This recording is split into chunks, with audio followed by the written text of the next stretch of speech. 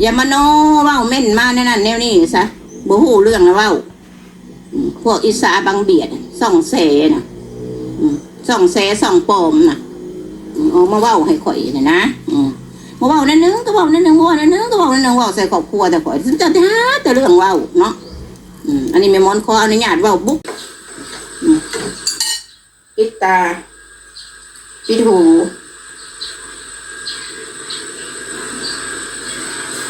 คัดของเรื่องวันเกิดแม่มอนเด้อ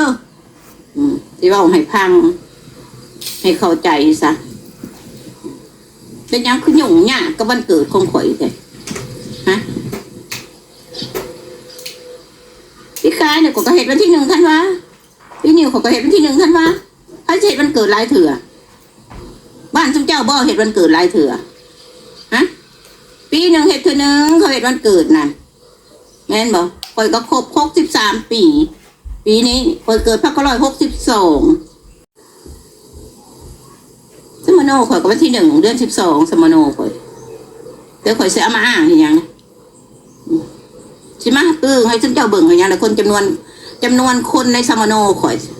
มีผู้นั้นมีผู้นี้ข่อยจะไม่ให้ฉันเจ้าเบิ่งอย่างไรมันสิทธิ์ของข่อยเจ้าบ่แม่นเป็นเจ้าเวลาที่สิมากวดสมโนตัวเลขข่อยจะมาเบ้อ้างตามก้นฉันเจ้าบ่ฉันเจ้าบอกได้ก็สิตามก้นฉันเจ้าในนั้นบ่เป็นไปบ่ได้เด้อเนาะอาบน้ำเห็ดยังกับพิษซุ่มเจ้าวันเกิดขอกับพิษซุ่มเจ้ามวนกับพิษซุ่มเจ้าพ่อนกับพิษซุ่มเจ้าล่ำกับพิษซุ่มเจ้าร้องกับพิษซุ่มเจ้าพอได้เห็ดยังพิษมดมวนกับบ่ได้ให้กับบ่ได้เงากับบ่ได้โศกกับบ่ได้เขาบ่ได้เงาเขาบ่ได้โศกยังค่อยม่วนกูมือนี่แล้วสั่นซะเดี๋ยวเว้าได้ก็เว้าเด้อเป็นคนบ่ได้ให้เม่นมาโลดเว้าใส่ไปโมนนะยิ้มอยากให้โลกนี้มีแต่รอยยิ้มเจ้ายิ้มคอยยิ้มต่างคนต่างยิ้มด้วยความจริงใจแม่นบ่ล่ะ3 ที่ 4มือ2 มือนี่นะFCนางอ้นนางมนแล้วก็สิมาเดี๋ยวมาหาแม่มอนพร้อมยากใจนี่เนาะซึ่งเจ้าสมถูกใจตัวเองแต่บอกคนละสบายใจมันเกิดของเราละม้วนคนละพรกับลูกกับหลานคนละม้วนแท้ก็ไม่รู้กันยังเดี๋ยวเขาม้วนแล้วลูกหลานมาตุ่มโฮมก่อนไม่ใช่ลูกแต่หลานเขาก็ไม่ได้บอกผู้อื่นมาน่ะทุกคนในครอบครัวมาเนี่ยยังก็กินม้วนกันอยากคอมเมนต์ยังบ่ยังก็อย่าถือว่าถ้าเพิ่นเขามาหาเฮาเรื่องคอมเมนต์เนาะก็ถือว่าเพิ่นหักเฮาคนจะเขามาหาเฮาถ้าเพิ่นบ่ฮักเฮาเพิ่นบ่เขามาหาเฮาดอกเพิ่นเม่นคือคำเม่นเว้าหยอกฮักเจ้าดอกจนหยอกเจ้าเล่นเพิ่นว่าแม่นบ่ล่ะก็สั่นซะจักสิว่ามาหาวิมานนี่หยังเรื่องวันเกิดบ่ต้องปกบ่ต้องเดือนบ่ต้องอีหยังเว้าไปแล้วบาดนี้เจ้าฮู้วันเกิดข่อยสิบ่ฮู้ว่าสมโนตัวเลขข่อยเป็นไปได้จะเป็นแม่ข่อยสิบ่ก็ญาติว่าเรียกห้าได้พี่น้องเจ้าคือไปซื้อหูดีแท้มาสั่นซะเขาบอกจะว่าแล้วเขาบอกทั้งที่บอกตอบยังจะดีนะพี่เขาไม่มอนเอามาสี่แจ้งเรื่องวันเกิดมาสั่นเลยมาสี่แจ้งให้ฟังซะคนทานเราบุญมวนส่งห้อยิ้มให้กันมีความสุขเหมือนว่านะบ่จักหาบ่จัก10บ่อะไรเบิ่งเลยก็เกิด05ที่1ธันวาทางลาวเขากับ1962ข่อยเกิดที่1เดือน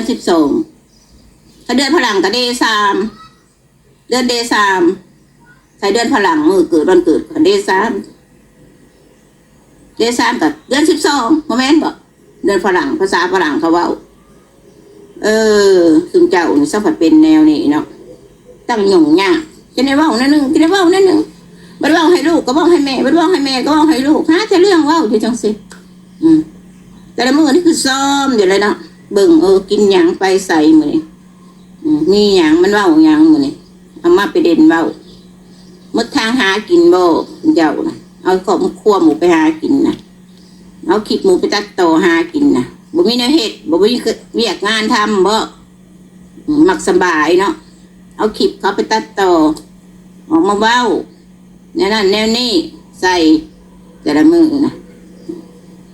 แล้วเขาบอกอยากบอกเว้านะคอยสิเว้าให้ยังเว้าแล้วซุ่มจะมีประเด็นคือคอยเอามาเว้ามาเดียวกับสิมีประเด็นเอามาเว้าอีกแล้วนี่จะสิมาตอบคนไปได้อีกแล้วนี่เนาะเขาเอามาเว้าแบบนี้เห็นกันมีอีกแล้วเนี่ยซุ่มเจ้าสิเว้านะต้องมีสิ่งที่ตัวนั่นน่ะเขาปิดหูไว้เขาปิดตาเนี่ยเขาบ่ต้องเอามาฟังเรื่องของบุคคลเรื่องของคนที่อยากจะเว้าใส่เฮาเรื่องผีมารซาตานอยากจะมาลุมเฮาเฮาต้องเอาชนะมันให้ได้ว่าซั่นซะเนาะจักสิว่าปากอีหยังวะปากจอมหงนะ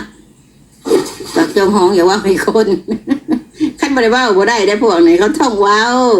บ่มีแนวนึงเขาก็แนวนึงเว้าให้นะเขาม่วนว่าซั่นซะเขาได้เว้าให้เฮาแล้วเขาม่วนบ่กินข้าวแซ่บนอนหลับเพราะว่านอนบ่หลับพวกเว้าให้หมู่นี่มีกติในใจนอนบ่หลับคิดตอนกลางคืนก็บ่หลับคิด